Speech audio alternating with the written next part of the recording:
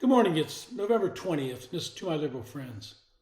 The First Amendment contains what is probably the most important freedom that we as citizens of the United States possess. It allows us to worship how we want and to express our viewpoints without fear of repercussions. There are no speech and thought police, at least there should not be. I first entered college in 1967.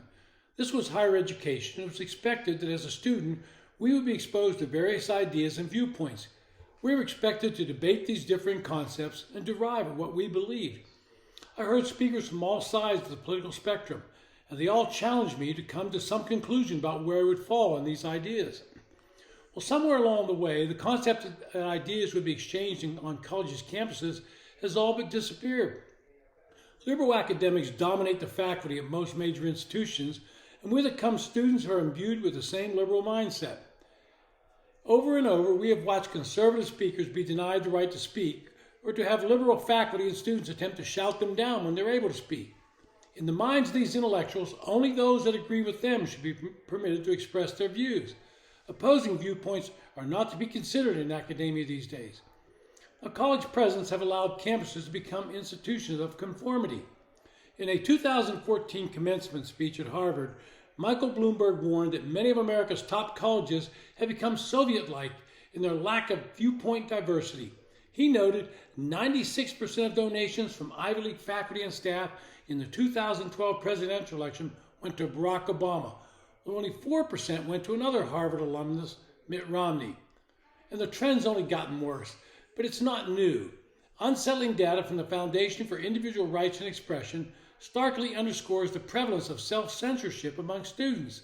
The data reveals that a majority of students, regardless of their backgrounds, self-censor with other students on campus, in conversations with professors, and during classroom discussions.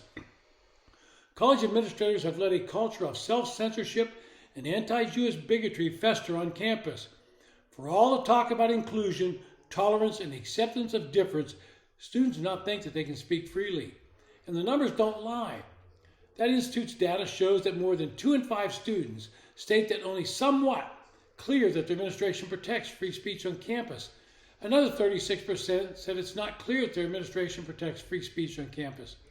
Moreover, 47% of undergraduates reported that it's only somewhat likely the administration would defend a speaker's right to express their views if a speech controversy occurred on campus, and a quarter of them thought it was not likely.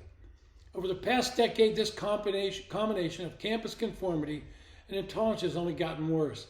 It's no surprise that support for terrorism, dressed in the language of social justice, has emerged from this environment. The road to tyranny and genocide lies in refusing to countenance a challenge to one's definition of justice in pursuit of it. That is precisely the culture universities have been coddling, if not cultivating, and they're now reaping what they've sown. I think we all remember the days after the death of George Floyd. College presidents around the nation were quick to condemn this act of violence, but those same presidents were woefully slow to condemn the actions of Hamas.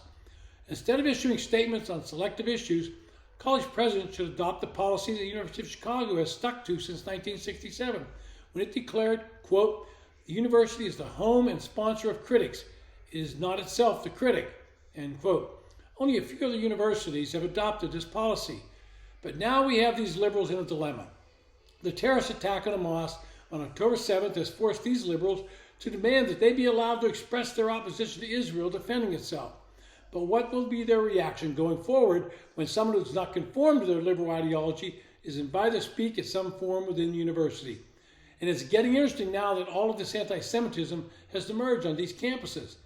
The Education Department last Thursday confirmed that since the war began, its Office of Civil Rights has opened 7 investigations related to alleged anti-Semitic and anti-Muslim harassment at 6 colleges and 1 K-12 school district. They stand accused of violating federal laws prohibiting discrimination or harassment based on a person's shared ancestry or ethnic characteristics. Schools must abide by those laws to receive federal funding.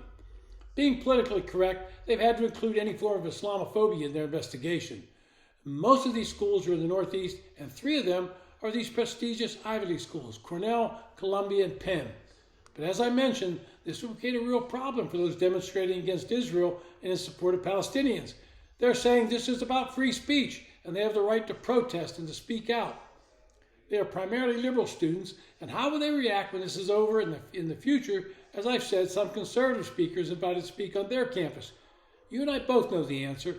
They will demand the invitation be rescinded, or they will attempt to shout the speaker down. They will once again show their true colors and prove they're not advocates of free speech or even civil dialogue. They're ideologists who do not tolerate anyone thinking or acting differently from what they believe the norm should be. And that's the real problem facing universities today. They have allowed a single thought process and mindset to dominate academia to the exclusion of any other ideas. This has been To My Liberal Friends. Thanks for listening.